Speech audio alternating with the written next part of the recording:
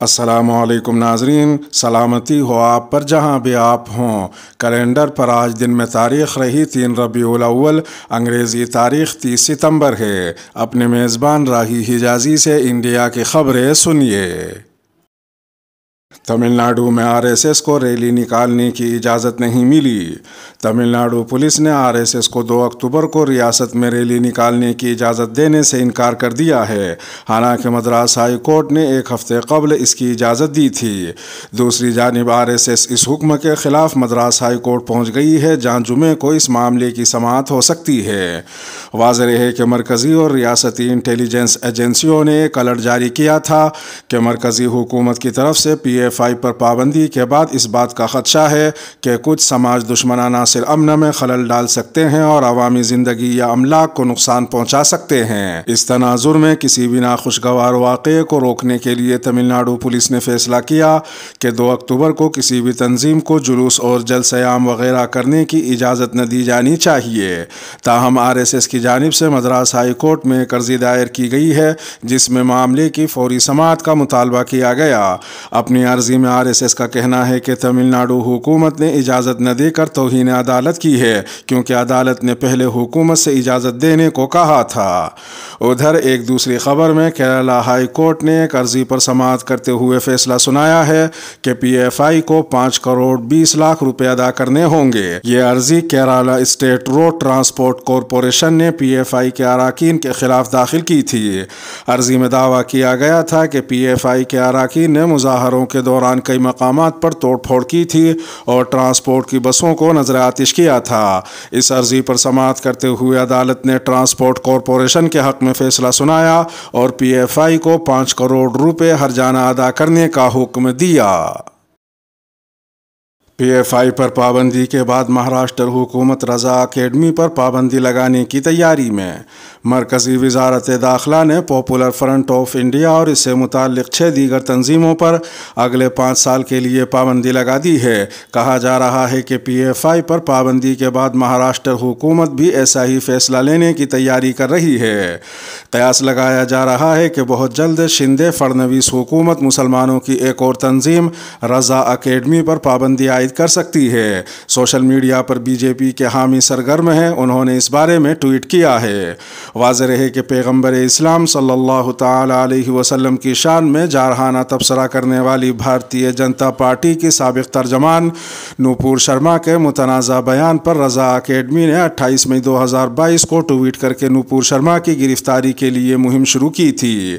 اس کے علاوہ رضا اکیڈمی نے ممبئی میں نوپور شرما کے خلاف انڈین قانون کے تحت مقدمہ بھی درج کروایا تھا۔ ادھر ایک دوسری خبر میں گجرات کے شہر ودودرا میں ایک مدرسے پر PFI سے تعلقات ہونے کی بنا پر سیل لگا دی گئی ہے۔ اس مدرسے کے خلاف ودودرا پولیس اور گجرات ADS نے مشترکہ طور پر کارروائی کی۔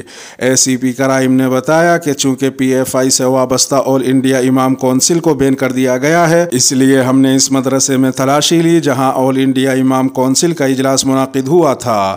انہوں نے مزید کہا کہ ٹرسٹیوں سے پوچھ تاچھ کی جا رہی ہے۔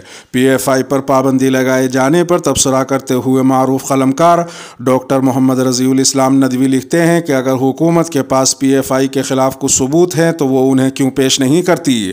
وہ PFI کا معاملہ عدلیہ میں کیوں نہیں لے جاتی؟ PFI کے ذمہ داروں کو الزامات پر صفائی کا موقع کیوں نہیں دیتی؟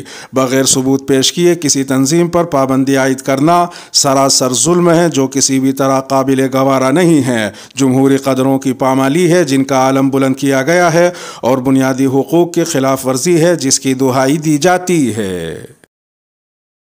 شرجیل امام کو بغاوت کے معاملے میں ضمانت۔ دہلی کی ایک عدالت نے جمعے کے روز مسلم طالب علم کارکن شرجیل امام کو بغاوت کے ایک مقدمے میں ضمانت دے دی ہے، جس میں ان پر 2019 میں CAA کے خلاف مبینہ اشتعال انگیز تقریریں کرنے کا الزام لگایا گیا تھا۔ تاہم اس ضمانت کے باوجود شرجیل امام حراست میں ہی رہیں گے، کیونکہ ان کے خلاف دائر کیے گئے دیگر زیر التوا UAPA مقدمات میں ابھی ضمانت نہیں ملی ہے۔ لائیو لو کے مطابق شرجیل امام کو NFC تھانے میں درج کرائی گئی FIR میں ضمانت دی گئی ہے۔ اس FIR میں سٹی پولیس کا الزام تھا کہ شرجیل امام کی تقریر نے 2019 میں جامعہ نگر علاقے میں زبردست تناؤ پھیلایا تھا۔ ادھر ایک دوسری خبر میں وارانسی کی عدالت نے گیان واپی مسجد معاملے میں مبینہ شیو لنگ کی کاربن ڈیٹنگ سے متعلق جمعرات کو ہوئی سماعت کے بعد اپنا فیصلہ محفوظ رکھ لیا۔ بتایا جاتا ہے کہ سماعت کے دوران ہندو فریق کے وکیل وشنو جین نے اس معاملے میں عدالت سے مطالبہ کیا کہ ASI یعنی آرکیالوجیکل سروے آف انڈیا سے مبینہ شیو لنگ کی سائنسی جانچ کرائی جائے۔ دوسری جانب مسلم فریق نے عدالت سے کہا کہ یہ شیو لنگ نہیں فوارہ ہے اور کاربن ڈیٹنگ سے اس کے بارے میں پتہ نہیں لگایا جا سکتا۔ انٹرنیٹ شٹ ڈاؤن، عالمی سطح پر بھارت کا ریکارڈ خراب ترین۔ ڈیجیٹل حقوق کے لیے سرگرم تنظیم ایکسیس ناؤ کے مطابق انٹرنیٹ سروس بند کرنے کے حوالے سے بھارتی حکومت کا ریکارڈ سب سے خراب ہے۔ اس ادارے کے مطابق گزشتہ برس بھارت میں کم از کم 106 مرتبہ انٹرنیٹ بند کیا گیا، جس سے معیشت کو تقریباً $60 کروڑ کا نقصان ہوا۔ صرف جموں کشمیر میں گزشتہ برس 85 مرتبہ انٹرنیٹ بند کیا گیا۔ بھارتی حکام سیکیورٹی کو کشمیر میں انٹرنیٹ خدمات بند کرنے کا بنیادی سبب بتاتے ہیں، جبکہ ملک کے دیگر علاقوں میں مظاہروں، انتخابات، مذہبی تہواروں اور امتحانات کی وجہ سے انٹرنیٹ بند کیا گیا۔ انٹرنیٹ فریڈم فاؤنڈیشن سے وابستہ قانونی مشیر کرشناس پابٹ نے کہا کہ بھارت میں انٹرنیٹ بند کرنا انتہائی آسان ہے اور مرکزی اور ریاستی سطح کے حکام کسی عدالتی اجازت کے بغیر بھی ایسا کر سکتے ہیں۔ انہوں نے مزید کہا کہ احتجاجی مظاہروں یا امتحانات میں نقل روکنے کے نام پر انٹرنیٹ خدمات بند کرنے کو ٹھوس فیصلہ قرار دے کر اسے سراہا جاتا ہے، جبکہ ایسا کوئی ثبوت نہیں ہے جس سے یہ پتہ چل سکے کہ اگر انٹرنیٹ سروس جاری رہتی تو نتائج کچھ مختلف ہوتے۔ خبر رساں ادارے روئٹرز نے اس حوالے سے بھارتی وزارت داخلہ کی رائے معلوم کرنے کی کوشش کی، لیکن اسے کوئی جواب نہ ملا۔ کرشناس باپٹ کا یہ بھی کہنا تھا کہ انٹرنیٹ سروس بند کرنے کے حکم کو عدالت میں چیلنج کرنا بھی مشکل ہے، کیونکہ جب تک درخواست دینے والا عدالت میں جاتا ہے تب تک متعلقہ حکم کی مدت ختم ہو چکی ہوتی ہے۔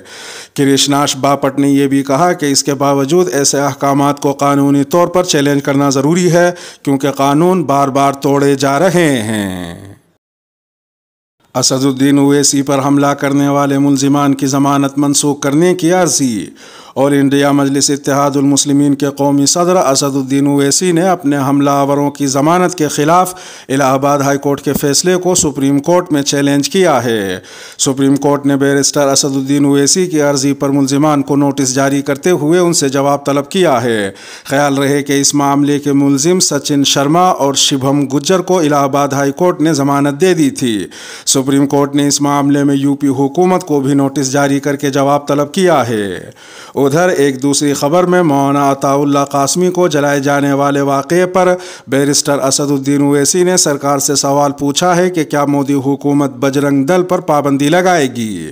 تفصیلات کے مطابق اسد الدین اویسی نے جامعہ ٹائمز کی ایک ٹویٹ کو ری ٹویٹ کرتے ہوئے یہ سوال کیا۔ جامعہ ٹائمز کی ٹویٹ میں لکھا گیا تھا کہ جھارکھنڈ کے رہنے والے مولانا عطا اللہ قاسمی کو بجرنگ دل کے کارکن نے جلایا اور لاش جنگل میں پھینک دی گئی۔ اس ٹویٹ کو ری ٹویٹ کرتے ہوئے اسد الدین اویسی نے سرکار سے سوال پوچھا کہ کیا مودی حکومت اس گروپ پر یعنی بجرنگ دل پر پابندی لگائے گی۔ واضح رہے کہ مولانا عطا اللہ قاسمی جھارکھنڈ کے پلامو ضلع کے رہنے والے تھے۔ وہ 21 ستمبر سے لاپتہ تھے۔ اگلے دن 22 ستمبر کو تھانے میں ان کی گمشدگی کی رپورٹ درج کرائی گئی۔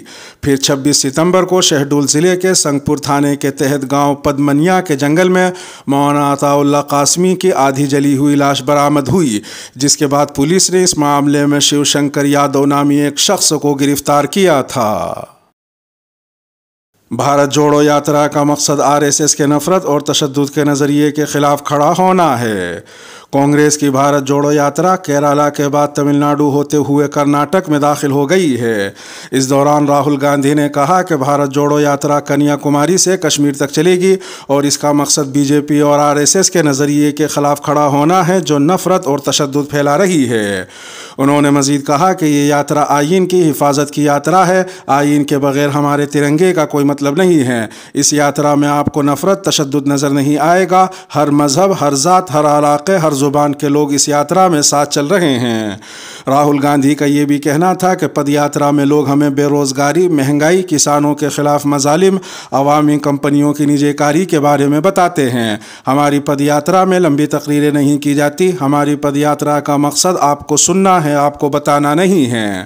راہل گاندھی نے یہ بھی کہا کہ جمہوریت میں مختلف ادارے ہوتے ہیں، میڈیا ہے، پارلیمنٹ ہے، یہ تمام راستے اپوزیشن کے لیے بند کر دیے گئے ہیں۔ ہم سے میڈیا میں بات نہیں کی جاتی، پارلیمنٹ میں بولنا ہو تو وہاں ہمارا مائک بند کر دیا جاتا ہے، ایوان کو چلنے نہیں دیا جاتا، احتجاج کرنے پر اپوزیشن کو حراست میں لے لیا جاتا ہے۔ تو ایسے وقت میں ہمارے پاس ہزاروں کلومیٹر پیدل چل کر عوام کے درمیان جانے کا ہی راستہ باقی بچا ہے۔ ہمیں اس راستے پر چلنے سے کوئی طاقت نہیں روک سکتی۔